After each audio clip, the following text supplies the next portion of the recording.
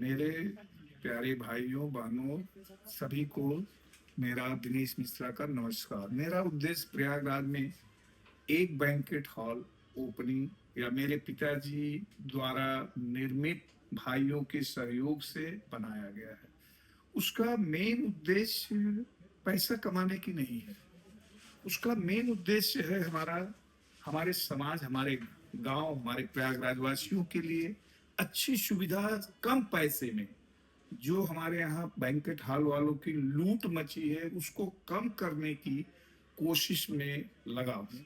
हमारे पिताजी का सपना था, हम भाइयों लोगों ने मिलके उसको पूरी कर्मठता के साथ यस रिसॉर्ट को पूरा किया।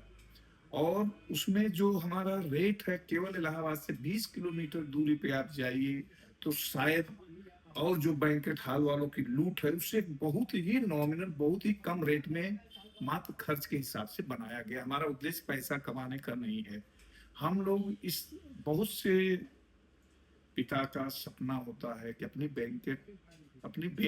बेटी की शादी किसी भी बढ़िया अच्छे बैंकेट हॉल में किया जाए, लेकिन उसकी मजबूरी समझो या उसके पास पैसे का कुछ ऐसा क्रेज रहता जो उस फीस को, उस मनोस्थिति को अपने अंदर रख के कहीं भी जाके कर ले। लेकिन मैं उस स्टैंडर्ड को बरकरार रखते एकदम छोटे से छोटे बाप की मतलब सम्मान करते हुए, बाप की स्थितियों का सम्मान करते हुए, बाप की परिस्थितियों का सम्मान करते हुए उस बैंकेट हॉल को बनाने का हम भाइयों और पिता परम पूजनीय पिताजी का सपना हम भाइयों ने साकार किया।